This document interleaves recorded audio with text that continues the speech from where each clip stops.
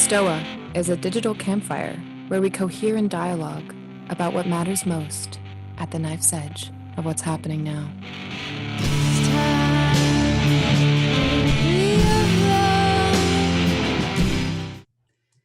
Hi there. Thank you all for being here. This is the Stoa, a place to cohere in dialogue around what matters most at the knife's edge.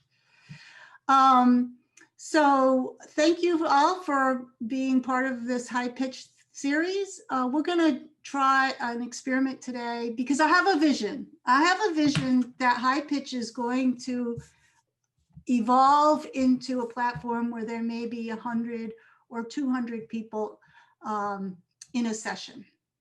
And one of the things that's difficult, and we want to make it more participatory, and one of the things that's difficult is to monitor the chat for, plus ones and plus twos, these kinds of questions. So what we're going to do is integrate this session with a poll everywhere, everyone. So I just put a link in the chat. And if you open that in your browser, you'll see that you can enter, it says enter a response, but enter questions, put in your questions that you think of as you go along. And you can up and down vote them. And so that the most voted questions, they rise to the top by themselves. So I can just look and see here what questions are getting more traction. This particular version will only capture 25 questions. So if there's a lot more questions coming in, I may clear some of the low-hanging fruit to allow new questions to ripen. So we'll try to integrate that. This is an hour-and-a-half session. I believe Nora's only here for the first hour. Is that true again today? We'll try to get, if you have specific questions for Nora, please put that in the beginning of your question. If you'd like to ask your question yourself, then put your name at the end of the question. Okay, so those are the new rules of the game. Our theme today is spirituality, and I kind of want Ece to ask the question because it came right at the end of our last session, and her question had something to do with presencing what she was experiencing as the elephant in the room. Like, why hadn't we used that word spirituality? I'm going to turn it around a little bit and ask Ece, not so much to ask the question, but to share what she was feeling. Like, what was your sense of your own reluctance, or is there a reluctance, and how were you navigating that feeling at the end of the last session? So we'll start off from there, and we'll go for probably half hour, and then look to see if we got some good questions around this question of spirituality as we parse out our own reluctance or eagerness, or whatever relationship we have with the word in public spaces. I think that's the initial question, but also in our lives itself.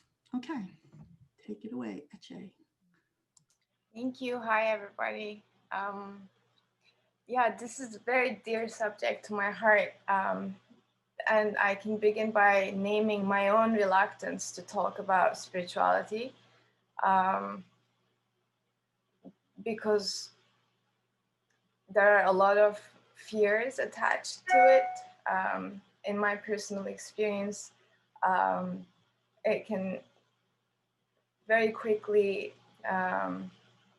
go towards saying things that are really partially true. I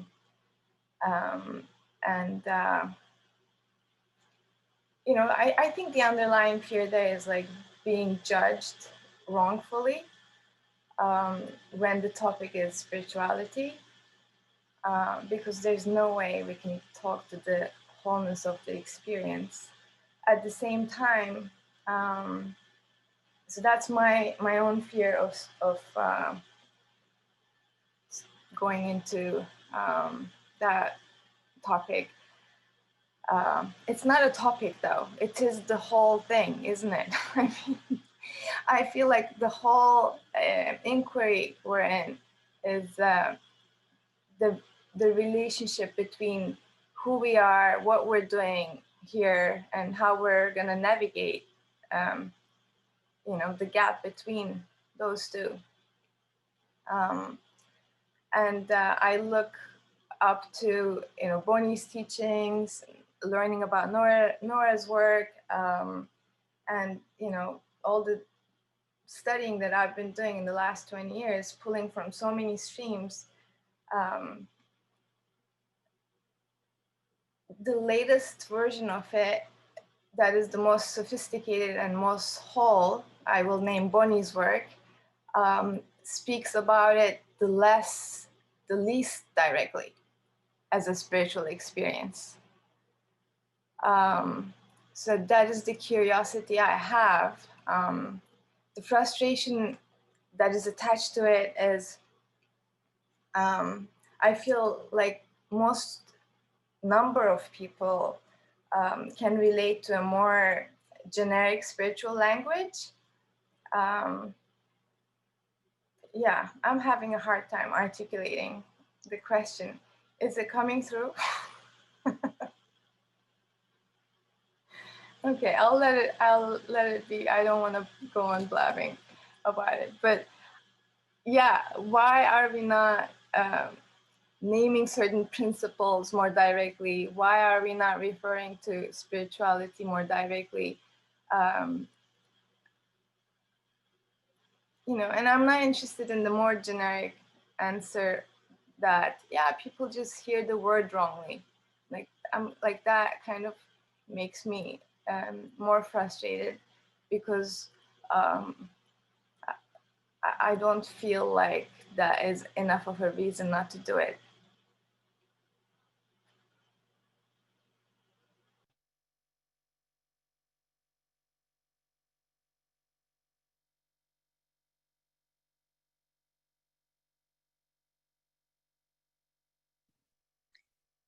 I first just want to say, Ece, thank you for bringing it up. When you brought it up last week, I just loved that you brought it up. And I also noticed how used I am to it just being not really spoken about, but being there, and how in a way private I am about my own spirituality, except with those that are near and dear to me. And so I loved actually just living with the inquiry that you posed into our midst of the whys, the wherefores, and even just the hows. Like how do we each live with this? So maybe I could just offer a few pieces and then see how others respond, and we can have that conversation. The first thing that came as I was reflecting on it is that my relationship with what I would call spirituality has changed over time. And that now I find myself, if I try and catch, okay, where am I now? It feels like it feels like spirituality is that without which nothing is. Like I feel like much more immersed in than it being something separate that I have a relationship with. So it's more like the air I'm breathing all the time, or the ground I'm standing upon, or the context of my life is that. So I noticed that change as I was reflecting. Rather than it being a topic or a thing, it is all the time. So that's one piece. The other piece is that as I do speak to people, I really love to not just speak from my inside out, as in what's in me and broadcasting it out. I really like to also be attentive to the outside in, and in that sense, be aware of who I'm speaking with. How do they view the world? What are they receptive to? What are they open to? What can actually land in the sense of communication really only happening when the bridge gets crossed. Like if I just throw something over the bridge and it doesn't actually arrive there, communication hasn't actually happened. So can I be informed from the outside in as much as from the inside out about how I speak, when I speak, what I might say? So that definitely informs it a lot. And in that sense, it's not something I broadcast so much. It's more a conversation that happens on the bed of connection, of getting to know someone, of listening a lot. And part of that, and after this I'll pause, but part of that is that I have a really deep sense that we grow spiritually in freedom, as in we grow spiritually when free will is upheld, when sovereignty is cherished. And I find a lot of talk about spirituality as a trying to somehow, even if very, very subtly, convince, and in a way compromise some of that free will. So for example, when I work with clients, I'm very curious to see how does spirituality show up in their lives? What kind of language are they familiar with? What's the experience of it?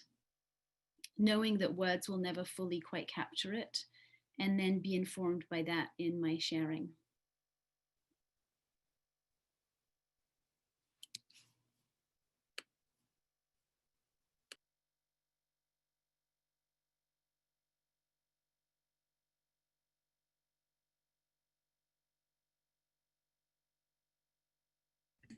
So for me, and I think I heard Ece was asking me sort of directly. For me, it's when you speak or when you use a word, you're trying to communicate something. And if you use the word spirituality and it communicates the opposite or the wrong thing, then you learn that that word doesn't work for you or work in these situations. So let me give you an example. I do these workshops with horses, and people have extraordinary experiences. There are things that happen that I cannot explain. There's something about the natural world, and if you can get people into a certain type of presence, there are things that happen that are magical. If I say they're spiritual, then the person having that experience, they're pointed out there, up there where they look for God.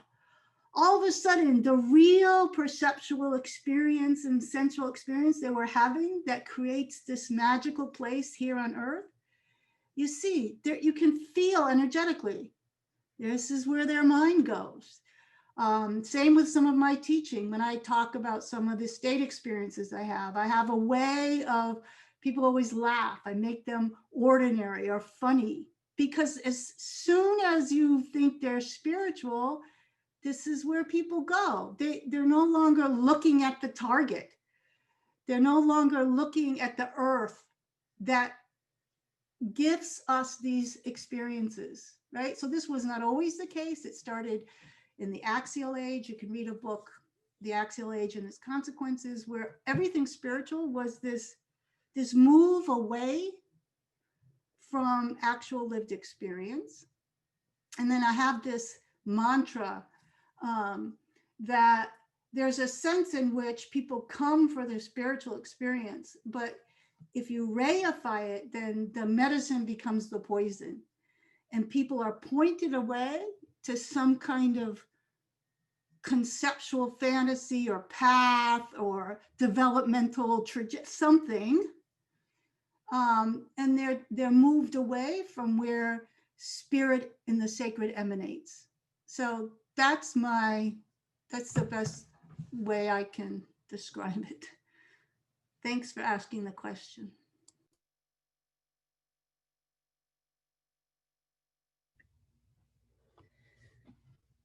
Yeah, I also really appreciate the question and notice how much it brings up in me, partly because this is so important to me too. And probably the primary focus of my life.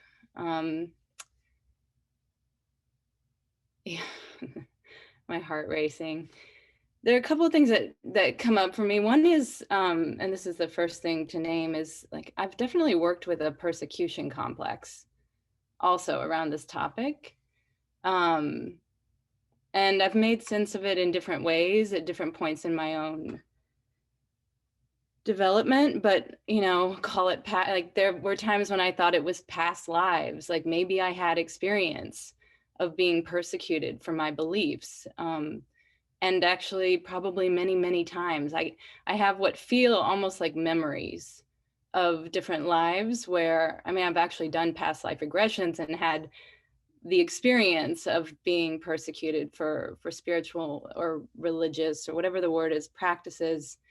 Being an alchemist in Venice in the 1480, and running through the streets as a female with my basket of goodies to go see my teacher, and the consequences of that behavior. And so it's been a funny experience for me of integrating these memories and also just working with the collective trauma around religion, across cultures. I mean, we're still in it.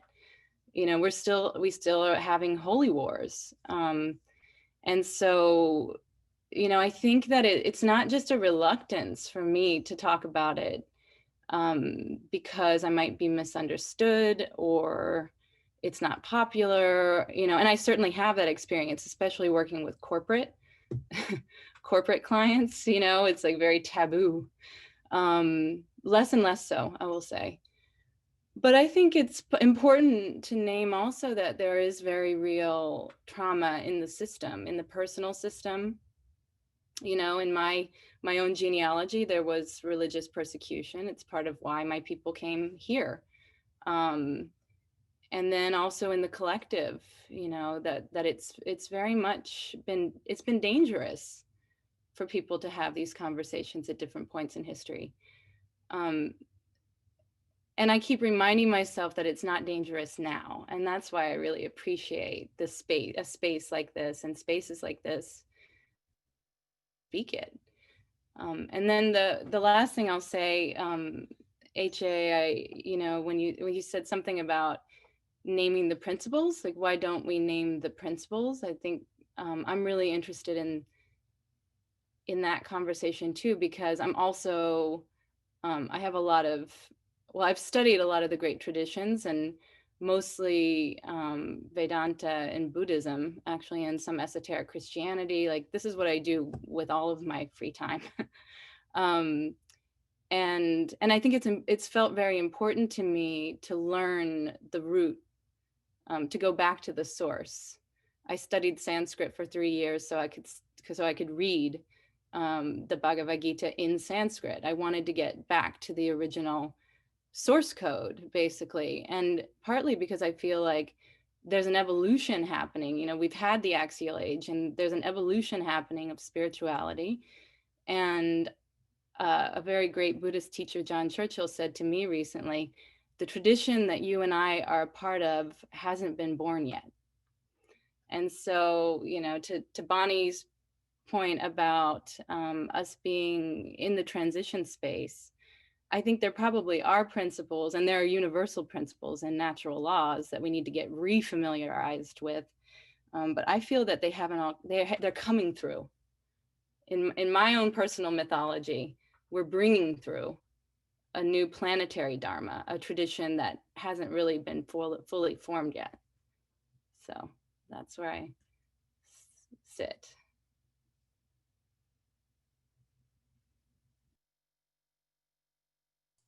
I just wanted to say that was really helpful because there's a natural fault line here between what I expressed is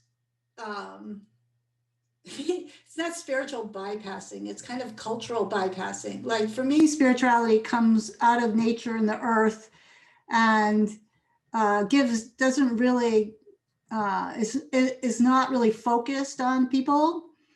Um, and I heard in what you were saying, like spirit is a cultural process. It's got a cultural history. It's got cultural roots.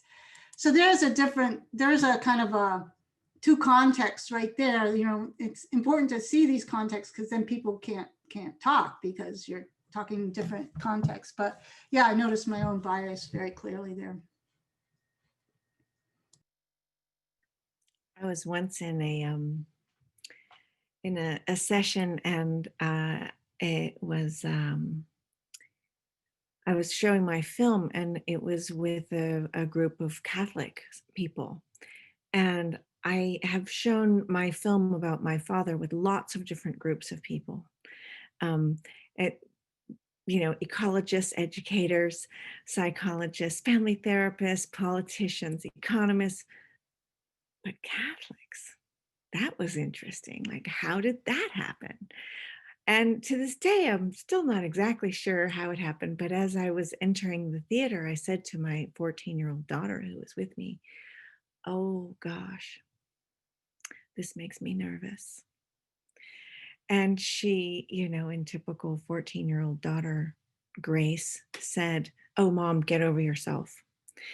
And she was right. And she said, "What are you so nervous about anyway?" And I said, "Well, I don't want to offend anyone. I want to, be in a gracious relationship with our hosts. And I'm just afraid that they'll ask questions or we'll have conversations that will open this up in a way that will cross exactly that fault line of religion as culture, spirituality as culture, or more of a, I think for me, it's more of a relationship to the sacred, which is something in nature, something in music, something that is that experience of some kind of integrating process that I don't really want to put words on because it's different every time. Everything I do in my life is about that, but I don't talk about it. And I think it's wonderful that we're having this conversation. So of course we're in this session, and sure enough, it happens.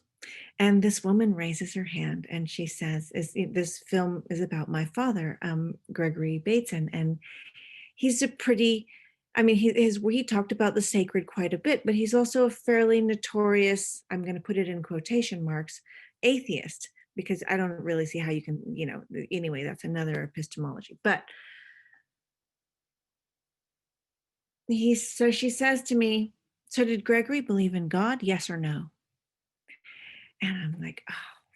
And I went on this long explanation, and I'm talking about the sacred and, the delicate interdependency and the relationships of life and how they're all changing, and grace and the sacred. And I get to the end of this beautiful description, and she says, "So did he believe in God? Yes or no?" It's like, oh no. My daughter says, so Mom, why don't I take this question for you? And I thought, you go right ahead, honey. Like, we're already way off course. So, and she said, "Well, there's 7 billion something people on this planet. And what I've learned so far through this work is that each person has their own framework, their own epistemology, their own relationship to life. And so that's probably like saying that there's 7 billion plus relationships to God and descriptions of what spirituality is. So which one are you referring to?" and I loved that she put it like that, because it gave I think a depth to that importance of the experience being so universally personal. And that is the whole thing right there, isn't it? That it is universal and personal.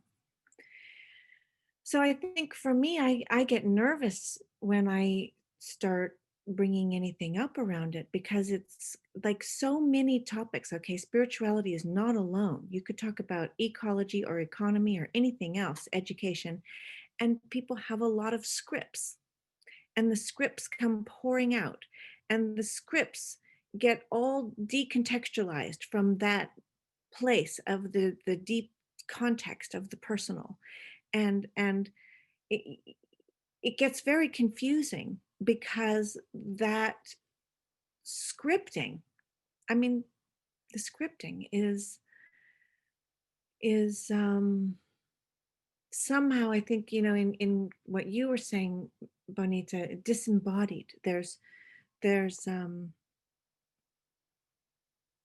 something that happens when it becomes separate from this exact moment and that experience.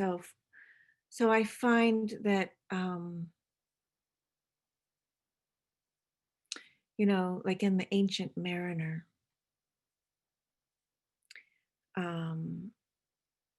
when they are on the boat and everything has gone wrong, and the crew is dead and they're starving and they have no water, and then there's these worms that appear in the ocean. Oh no, and they're glowing, and the Ancient Mariner blesses them without thinking. He, you know, he's caught in his awe of it. And in that moment, everything good happens. It all turns around. And there's something about that, that living in a world that has that possibility, but you can't plan it, but you live in it. So I don't know, it's in there somewhere.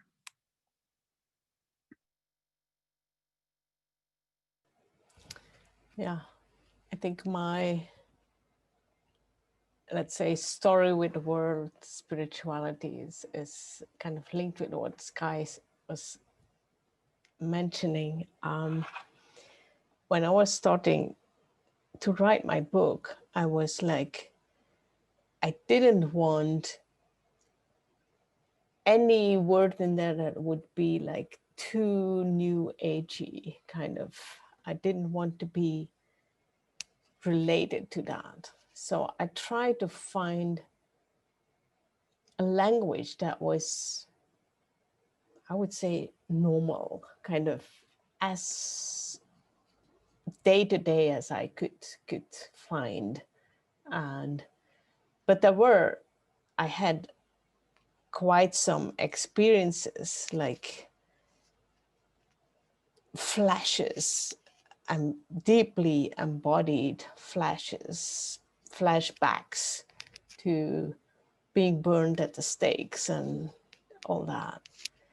So for a long time, I was like, shall I include that in the book? Shall I write that or not? That was like yeah, I think some of what Sky was telling about, that the norms and maybe some trauma still lingering in the culture. But I did include them in the book without making them any special, because that was my experience from, let's say, the 80s and the 90s, where people were like, oh, and they were in the sweat lodge and it was so special and amazing, and I would say making a bad religion out of it. And so I think that was the time when I stopped using the word spirituality, but pointing more and more into experiences, and also, let's say, very day-to-day experience, like what Bonnie said, like people encountering a horse, and having that quality of awe, of wow, like, wow, mystery here. wow. And not to make it any bigger, but also not make it any smaller. And I think that's what I also try with the dialogues I'm initiating, is like, can we come to that place of mystery? I don't know if it's, I don't know what my definition of spirituality would be, but I probably call it life with the how you say, with the capital, life with the capital, because this, yeah, I think that's probably my definition of spirituality, and try to be matter of fact about it almost, which is not totally the right way of saying it, because there is awe, but not to make it anything special, like we have this special experience and they don't. And I'm very aware of that. But there's so many dimensions. And in the group we were in yesterday, it was like, if we sense into something, whatever the something is, what is happening between us, or how life is unfolding in its myriads of forms, you become more sensitive. And then that becomes like an extra sensing organ that we have, or that we probably had, but we can develop to be aware of so many relationships and contexts, and how things influence one another. And yeah, that's my intro to the word spirituality. Yeah. There's something I've been noticing in listening, is there seems to be a lot of complicatedness when we start speaking and using words. And there's quite a beautiful simplicity when we focus on experience. I was also noticing that I was relaxing in the experience here, that there's a context which actually in a way is reflecting what your daughter Nora was speaking about. There's an understanding here that it's actually okay to have many, many, many, many millions, billions, infinite versions of that, which we might call spirit, life with a big L, God, nature, you know, whatever name we might give it. That there's a certain fluidity, there's a larger commitment to staying connected with the mystery, and there's a larger commitment to staying connected with the thread of truth as it weaves, rather than staying kind of hinged and frozen in a belief structure. So that opens up a whole other version of conversation for me, because then it's fun. Then it's like, Bonnitta, can you tell me how you experience, I'm going to use the word God, because I actually like the word. So, and I don't think you're going to be put off by it, because I think you can handle it.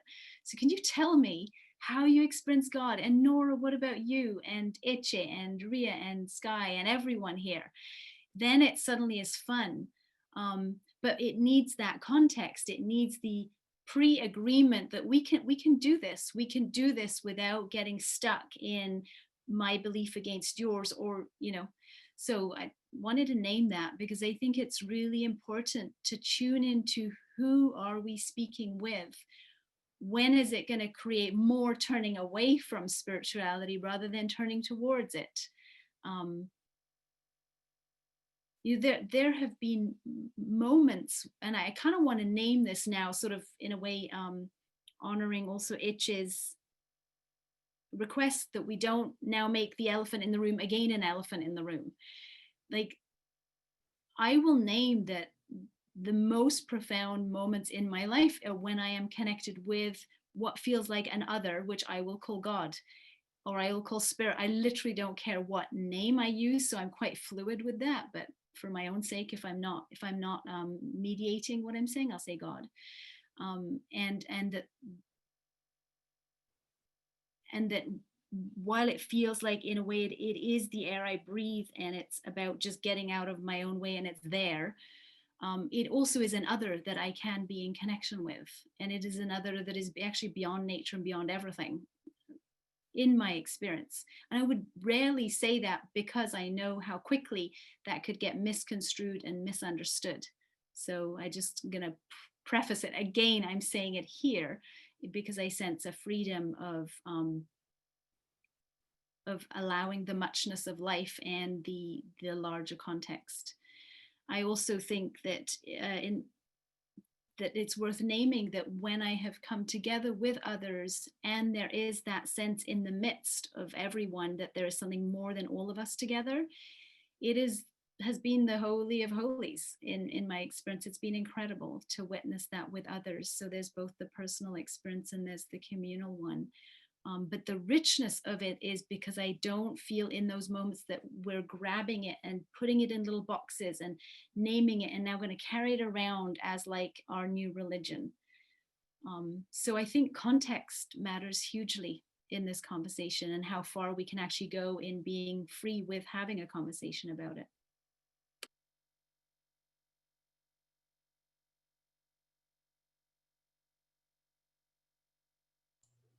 I want to share a story. I guess I'm kind of adamant about this. So why it matters to me, a lot of the reason why it matters to me is because I teach a master's program in consciousness studies and transpersonal psychology. So people come to the course, many different orientations around transpersonal psychology.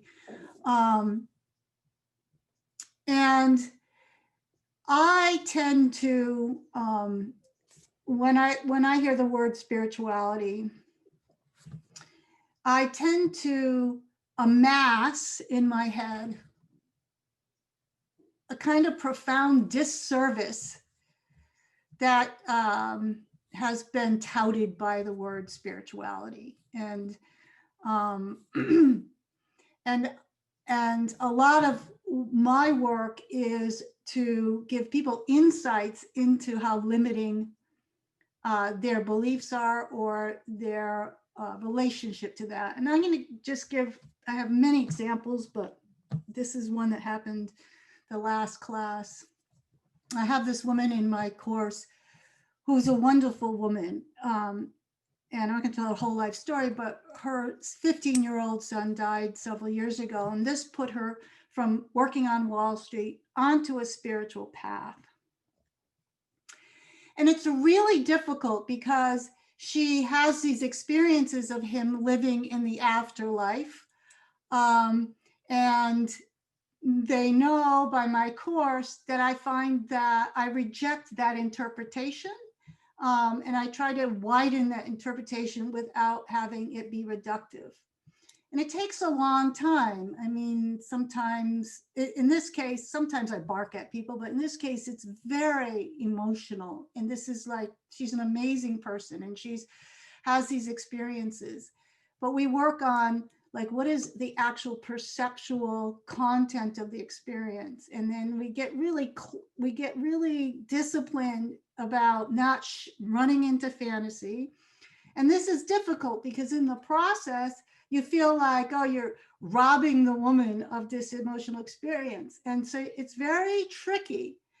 But then finally, as they learn and they do their own processing, she realized the whole point of it.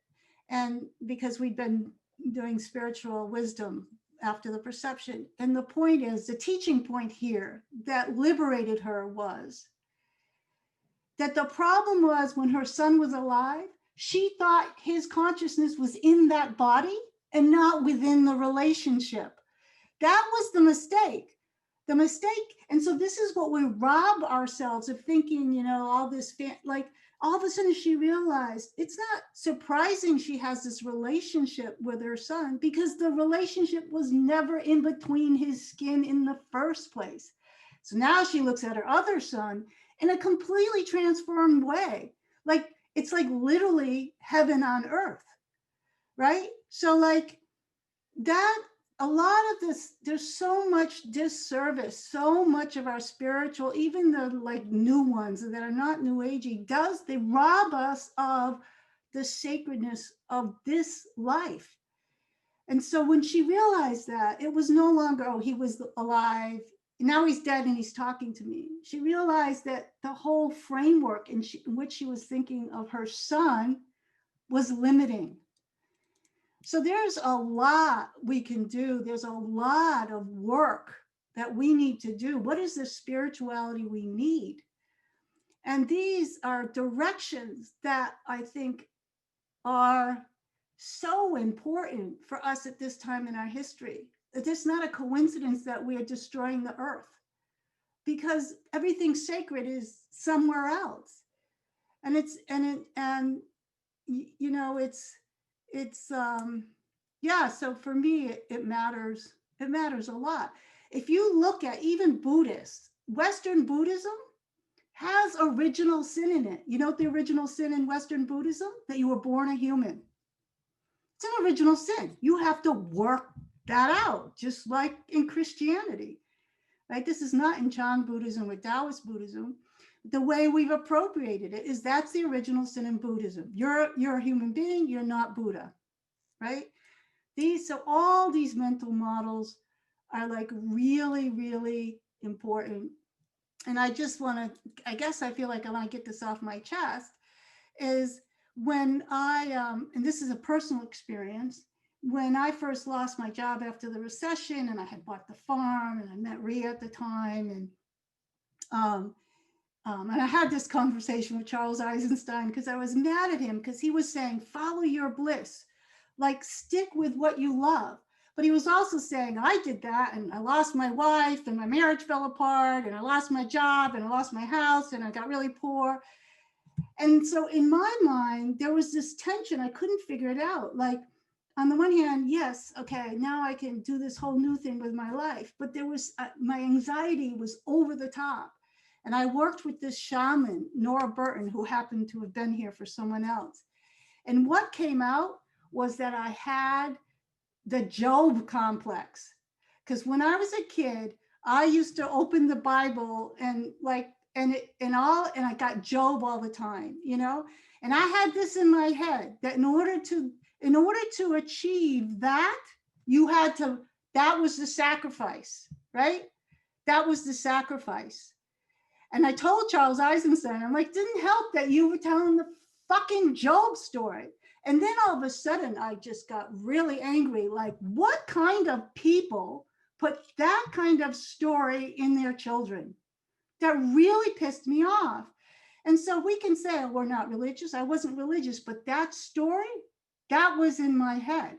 And that story of separation was in that woman and her relationship to her child. And this makes me really adamant. We can do better. And there needs to be communities that are disciplined enough to create the spirituality we need today.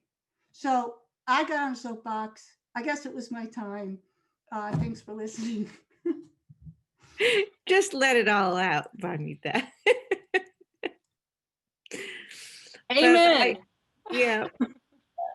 I just have to tell you how much I relate to that, because I find it all the time. And one of the things that I see, I mean, that example of the perceiving that the relationship is actually in the thing and not in the relationship, that the living part is in the part. Okay, this is the thing that we're screwing up everywhere, right? The vitality is in the relationship, the grace is in the relational process, the sacred is in the relational. And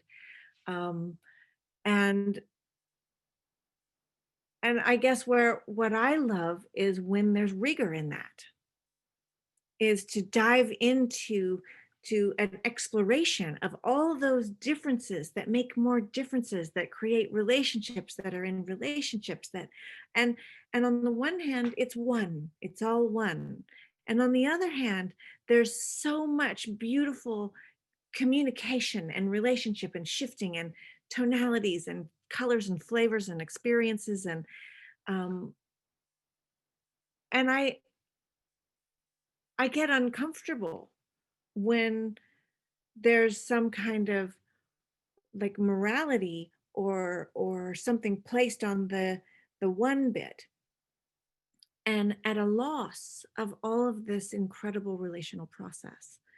And so I guess that's one thing that I just want to add to what you're saying, Bonnitta, is that it's rigor. It's rigor in the grace. It's, you know, it's like something about doing the hard work and really paying attention. And in that there's all this integrity and generosity and beauty and something else that I think is really needed in this moment, which is this thing, I don't really have a word for it, but its opposite is helplessness. And it has something to do with, you know, gumption or fervor or ardor or some kind of tissued warmth of liveness that comes through and within us, between us.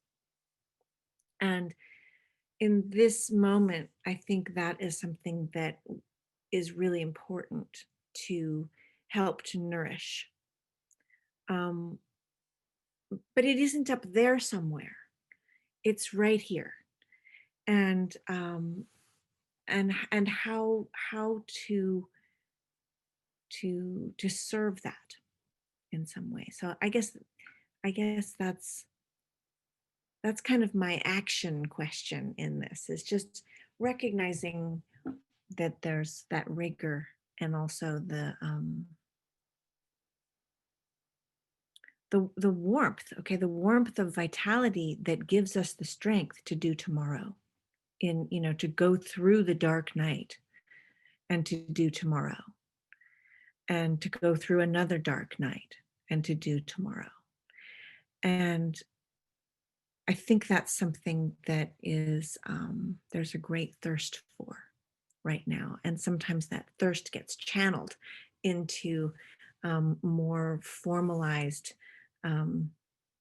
indoctrinated processes, for whatever that's worth. Yeah.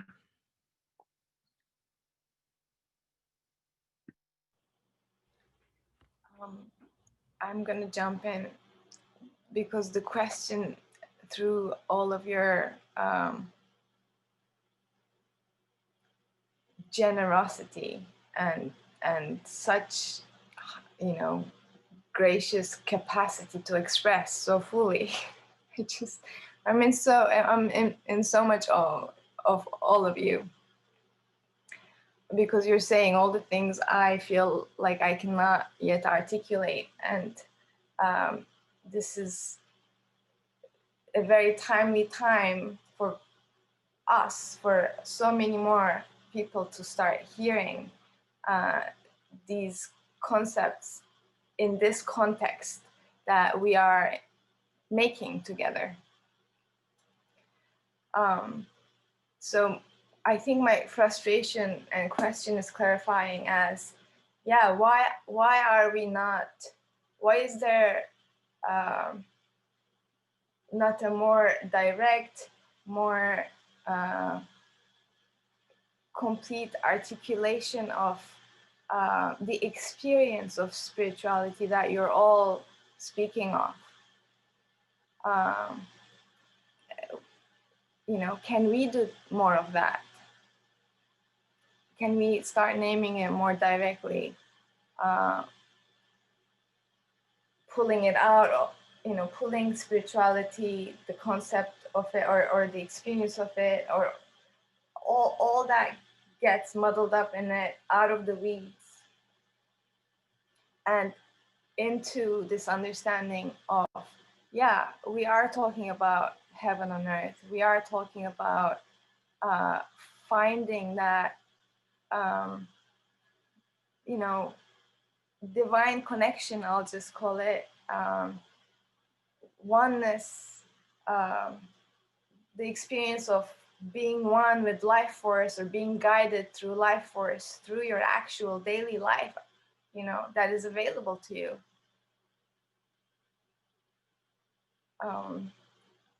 Yeah, I'm very hungry to start naming these in a very practical, pragmatic, you know, daily life context. And I have a very hard time speaking about it because, Sky, you named it so beautifully as persecution complex, as the collective trauma and the misunderstandings that are attached to it. Yeah, like, I do not name that the context from which I come. I do not name that. Anyways, I'm not even gonna go into that right now. But yeah, I just wanted to thank you. This conversation is helping clarify the real frustration, or there seems to be a need here that I'm trying to bring up, and I feel like it's not just me. Yeah.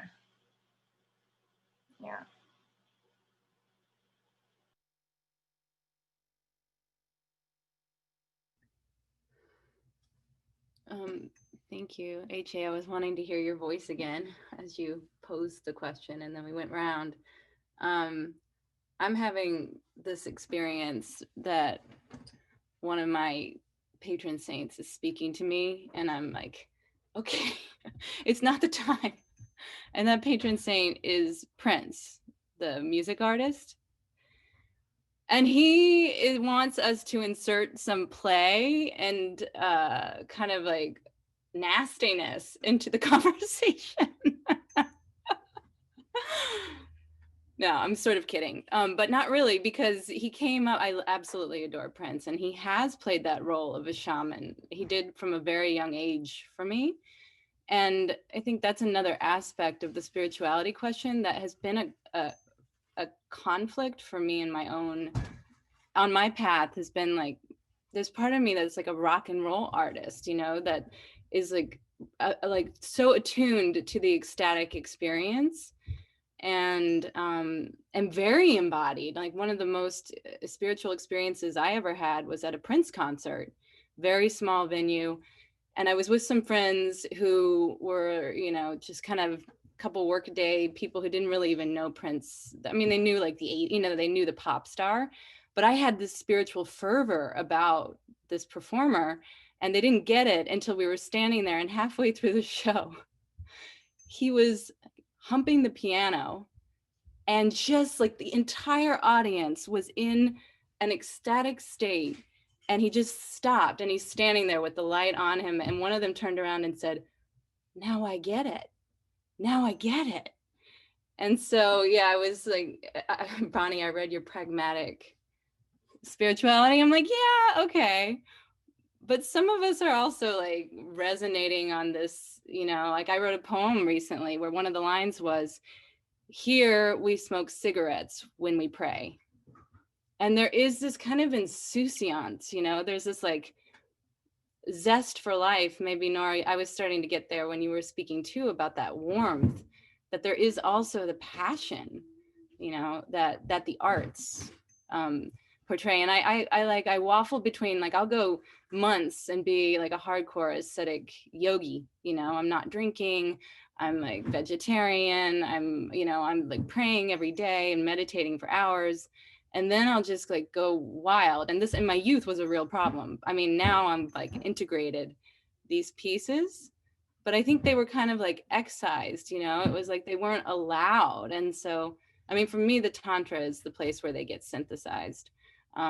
But, you know, as I said, I don't want to put labels on things, but the traditions do matter to me. So I've learned a lot about that synthesis from that practice. And it's like if we were all radio, like on a radio dial, like I'm tuned into that spiritual frequency. And so, you know, I feel real resonance with Prince, you know, and other people feel real resonance with other streams, you know, or frequencies. Thank you for allowing me to introduce that. Purple Rain.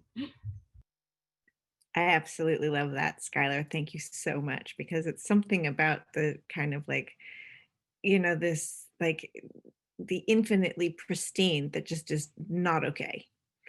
Like there's got to be some kinky in this, or what are we doing? Yeah. I remember the first time I met you, Nora. I didn't know what you meant, and we only had that short period of time, but you looked at me and you said, things got to get a whole lot weirder before they get better. And I knew where you were coming from. Yeah. Yeah.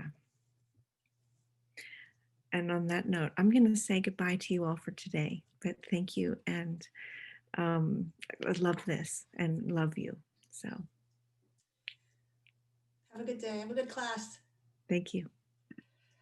So this brings us to the top question here on our poll everywhere is this question of the difference between spirituality rooted in culture versus rooted in nature. And now I'm going to say something, you said to get nasty. It's like, what's it, an offer I can't refuse or something. So I have this theory, it's just a theory, like this thought experiment.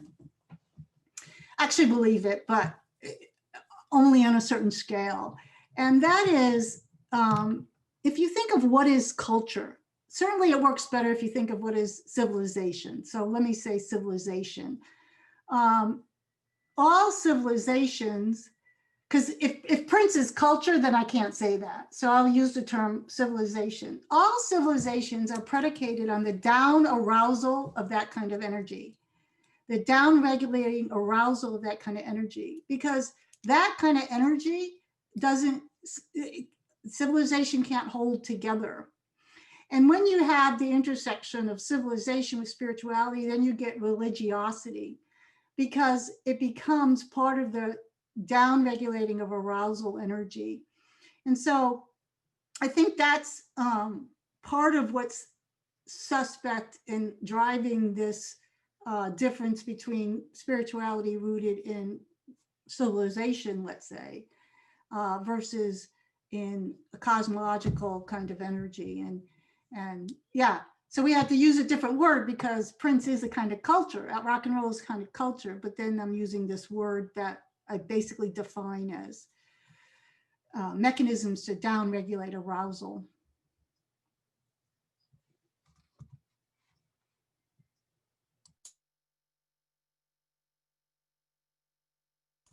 Which curiously answers one of our next, well, it's not a top question, but I think it might answer why the word spirituality is not frequently heard around the Stoa. Seems to me, I don't know, correct me if I'm wrong, that Stoicism is a kind of system that down regulates arousal energy. Maybe not.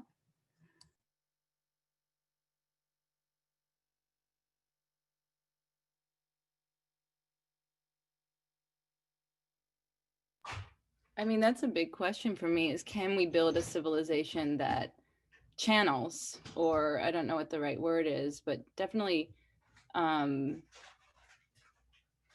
don't know, uses in some creative capacity that those energies, like that's basically been a big part of my own personal journey, has been figuring out how not to self-destruct, but also how not to put a lid on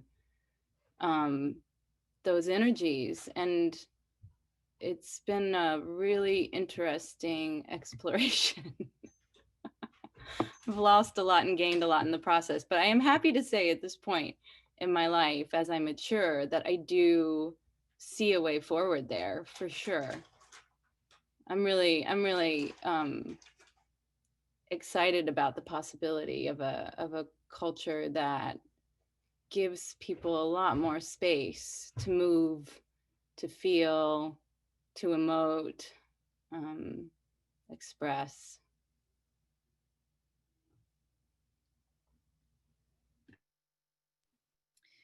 I think one of the obstacles we run into is is the either or. You know, that we still seem so held in that frame of either it allows arousal or it downregulates it. Either God is out there, up like Bonnitta was looking, or is here or nowhere. There's always this either or, and I'm reminded of when working with parents who are trying to get their kids to behave, they will often, without, you know, wanting to, they'll find themselves saying, cut it out, stop. Like, you know, there's an emotion coming up, there's an expression of that emotion. It's like, just stop it, cut it out. And one of the things I'll often just suggest for them to consider is, what about adding something in? What about, instead of taking that away, allowing that to be and adding something in, and noticing that as you add it in and it gets mixed, there's a third, or there's just more that actually becomes possible. There's actually a tempering that even happens, but it's not a shutting down. It's more it's more of life. So I feel like that's relevant for this conversation as we're talking about spirituality. Could it be an invitation to simply more of whatever you want to call that, in all forms, in all shapes, in all expressions, everywhere? What would that look like? And can we start feeling into that, so it doesn't, so we don't, in just more subtle ways, flip into either or?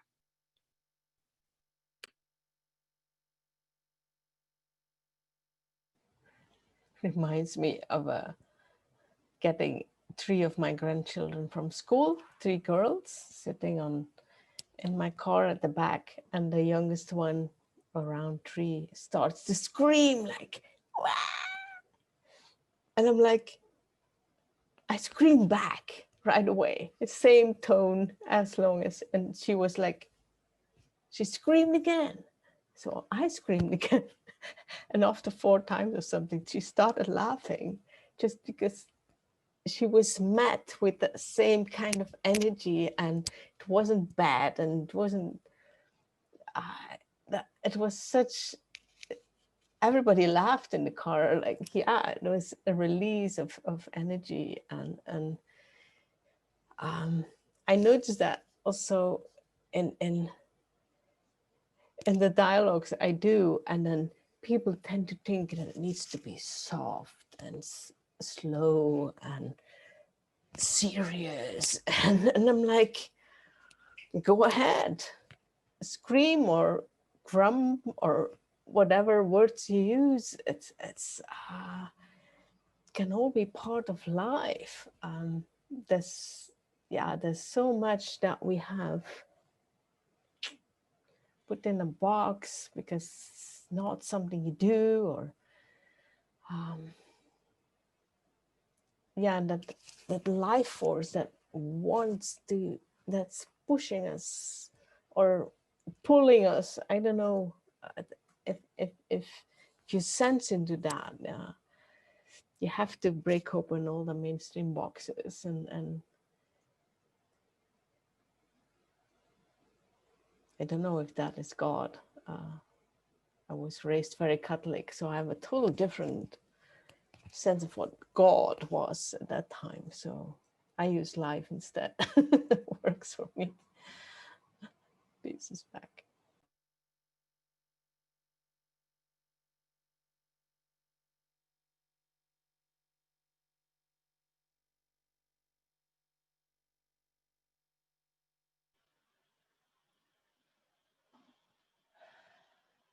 The pregnant pose. Maybe this is one reason why we don't go into this topic, because it does come to dead ends, it feels like at times. Although they're not dead ends. I don't know. I experience too much caution within myself to be able to speak about it. I can just say that I experience your teachings about multiplicity, Bonnie, for example, or about complex potential states as and your directives about what is the spirituality we need, the 4 things you name. Like, I take these as immediately applicable to daily life. And it is that relationship. It is me figuring out how to apply multiplicity into my own life, or into raising my child, or into holding multiple perspectives about any subject, including religion, or spirituality in that context. The act of trying to apply these understandings is what spirituality is to me. You know? And it's very relevant to our daily lives. So like, your teachings are extremely relevant to how we live our days, how we navigate conflict, you know?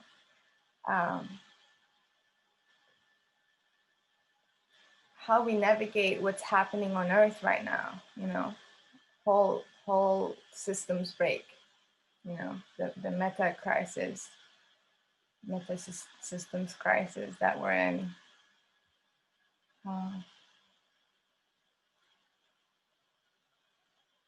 I have, as a next step, this urge to like start interviewing each of you.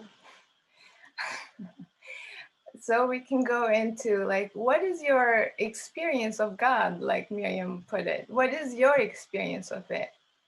You know, what was your journey into the being that you are today, you know, starting from the context of your house and, you know, what culture, etc., and how you live it on a daily basis right now. That would be fun. And it would help me hone this way of speaking that I'm really hungry for about this subject, because I don't have it yet. I don't know how to talk about what I'm trying to talk about at the moment. So.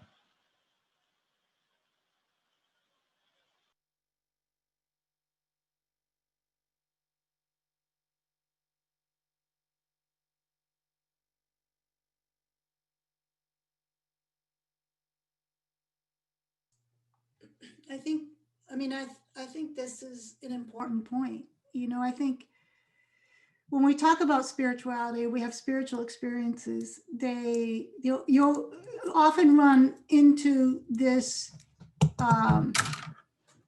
conundrum, let's say, of the words they're not adequate.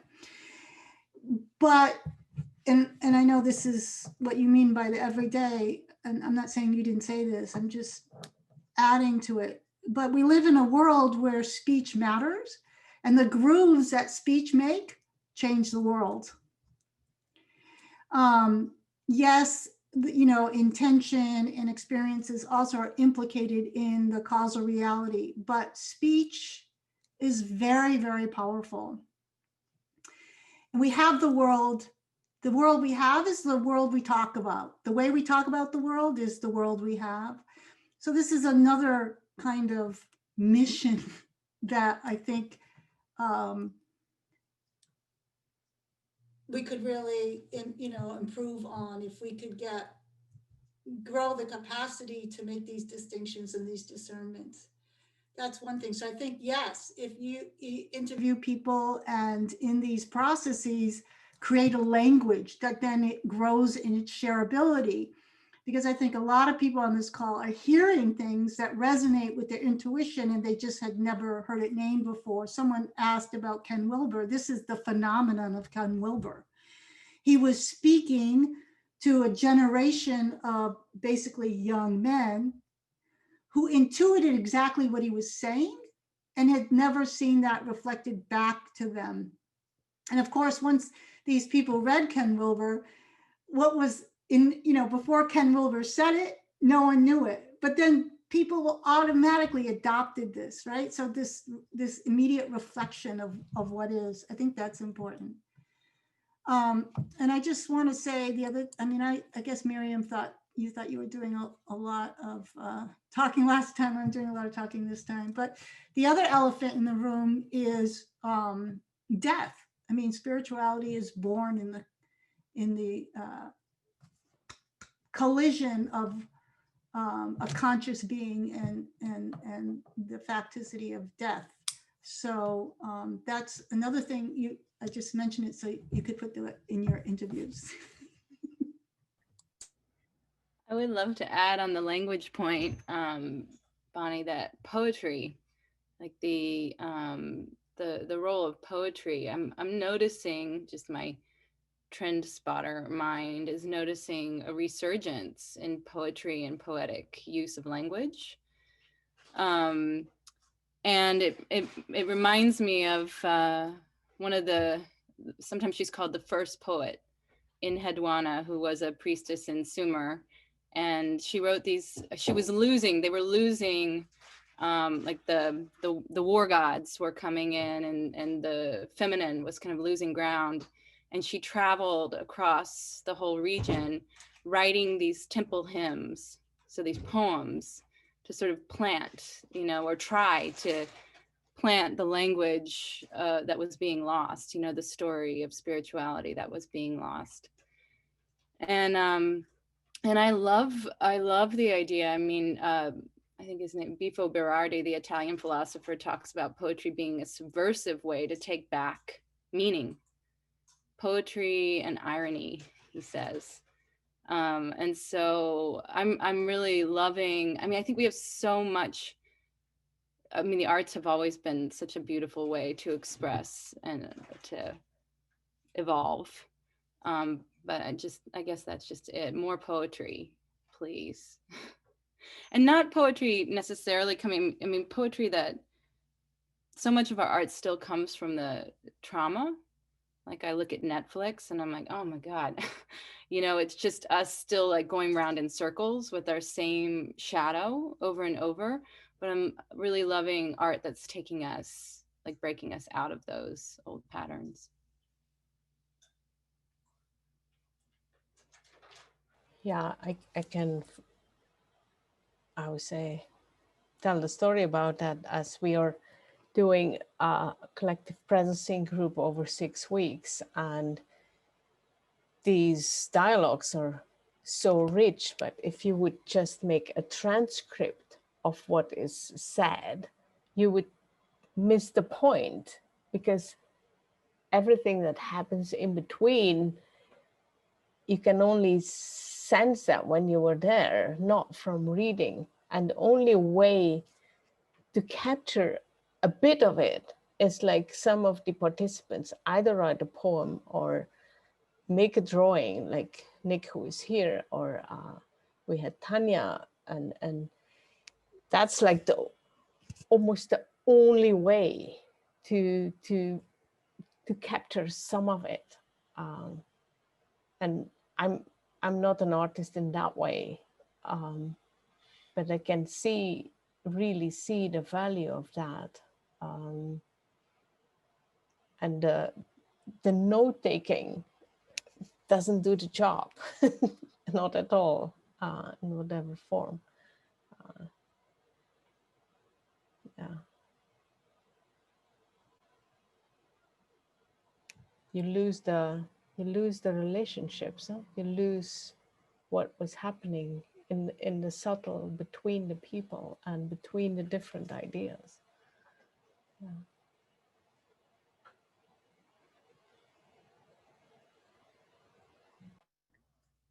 Yeah, I just want to add too, I think sometimes, our culture is so transactional, right? And so, notes being very linear and sort of transactional, but poetry or a piece of art or a drawing kind of takes us out of that.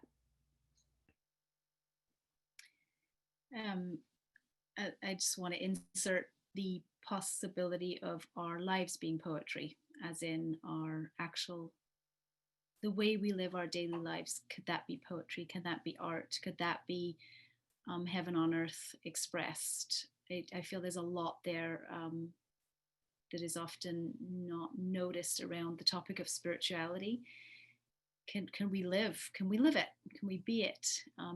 From the smallest interactions with our kids and our partners and our friends and colleagues, can it actually come alive literally in the space between ourselves and others and within ourselves too, so that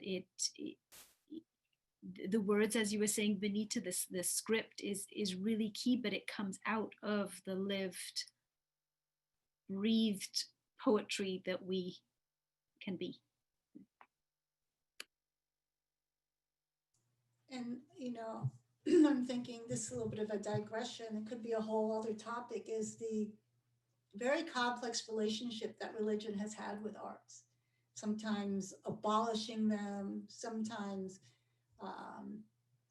doing a lot with the arts and symbolism, and that's a really cool anthropological study. Somebody asked about the anthropology, but yeah, there's an interesting complex relationship between art and spirituality or religion, I think. Yeah.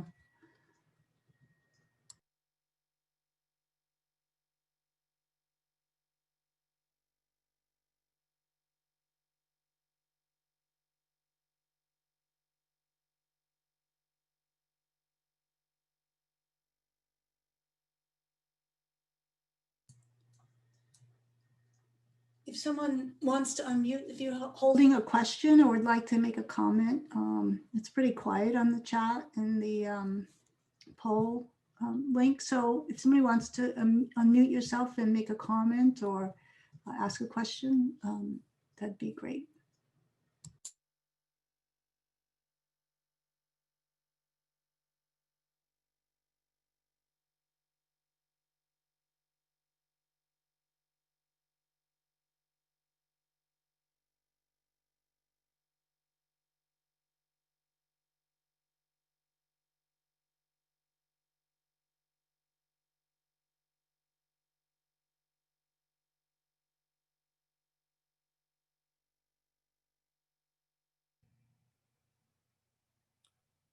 There's a poll question that seems to have an awful lot more votes than any of the rest about the down regulation of arousal. Makes me curious if there is a potential for more integration of the erotic within civilization. I think I'd love to hear thoughts on that. Thank you.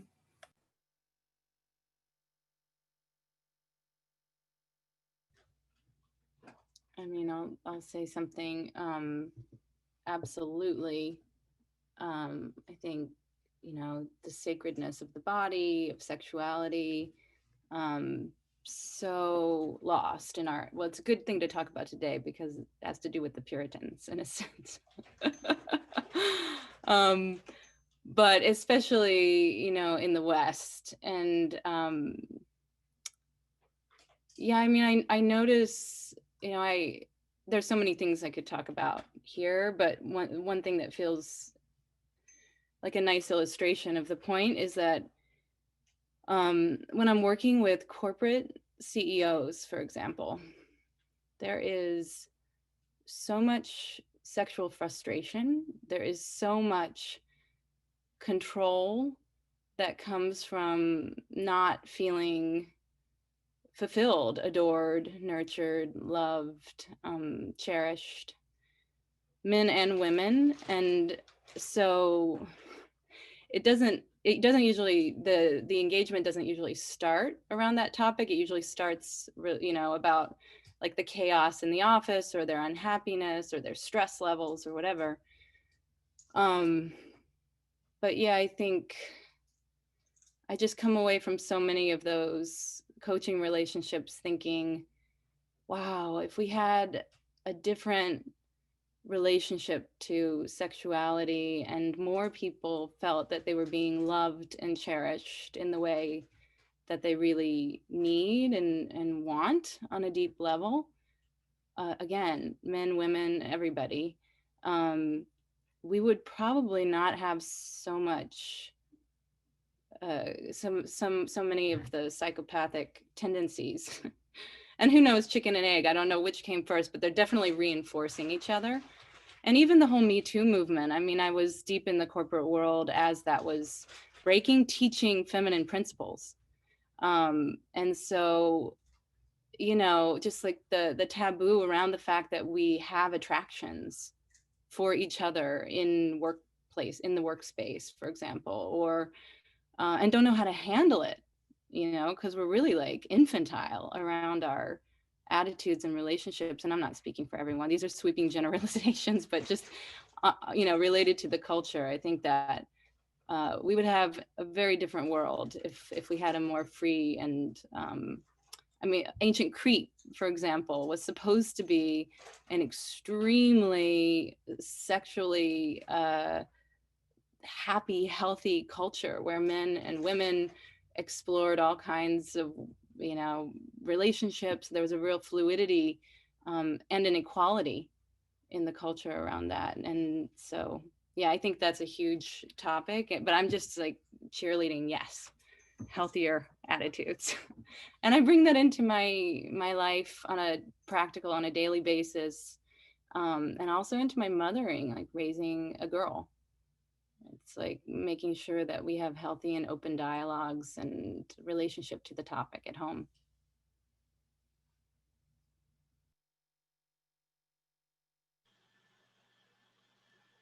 And I would add that the integration of the sexual energy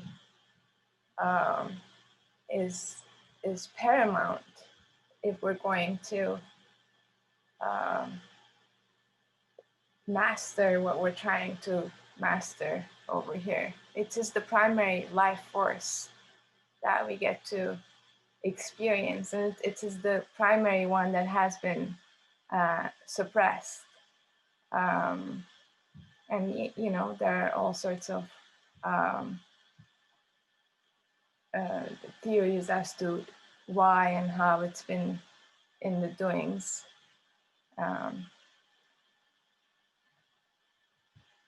And that is the kind of, that is where I start like holding myself.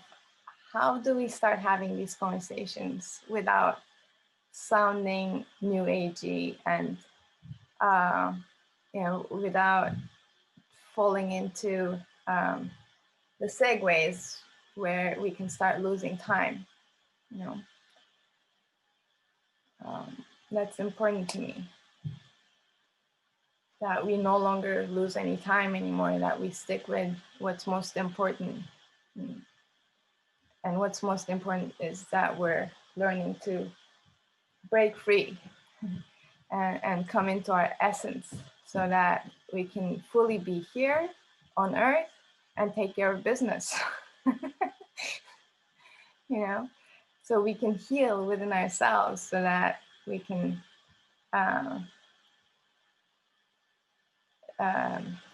create a world that is also one that is healed.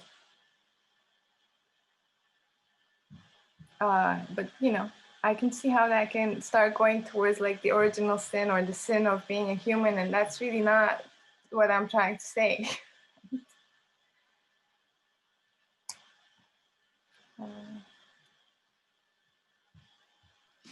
Bonnie, this is Julie, and I wonder if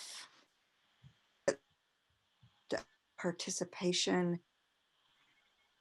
and engagement is at the heart of some of your thinking and work. And something in me really resonates with that. And I would be interested in hearing you speak more about that, or what you've been about that element. Yeah, I think this notion of a participatory spirituality already says it's not up there, it's not in concepts, and it's not even in the words. You know, I've done insight practices here where people have gotten so, as Ria said, you know, if you look at the transcript, you realize the experience was not in the words.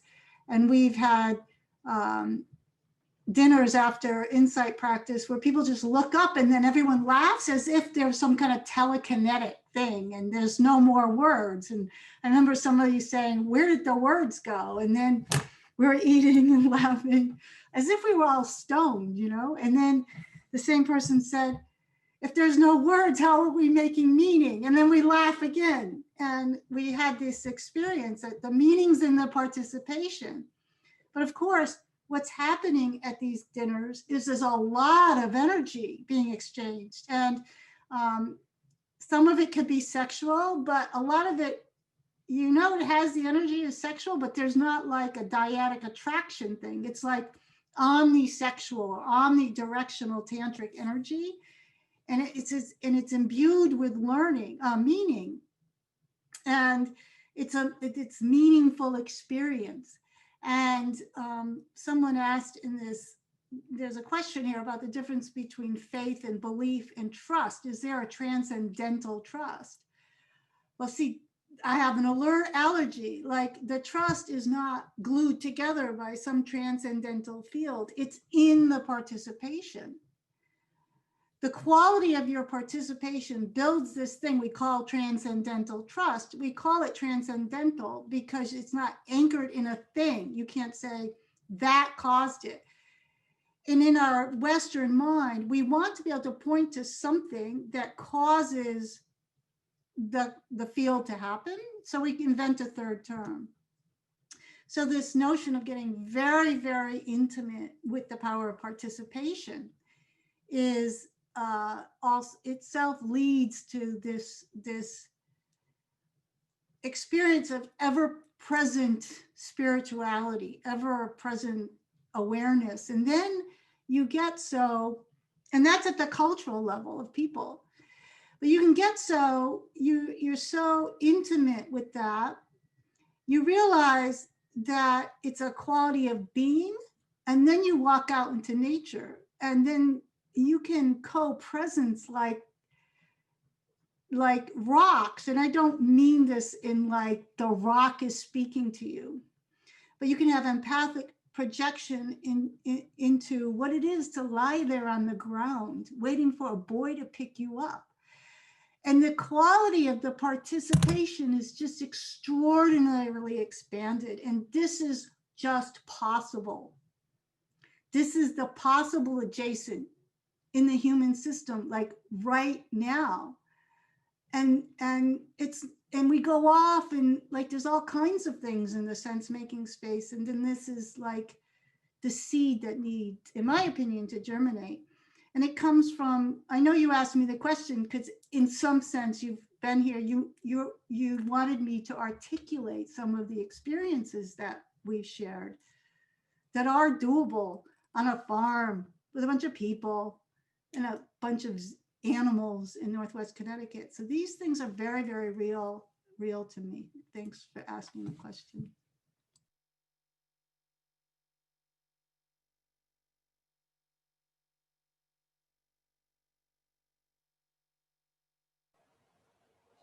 Wondering if that's the theme that we can look deeper into next time.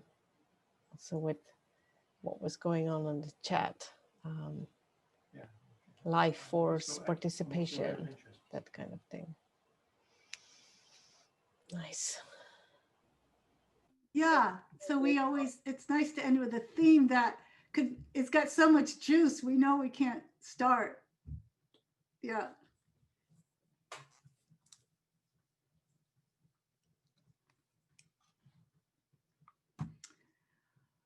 Okay.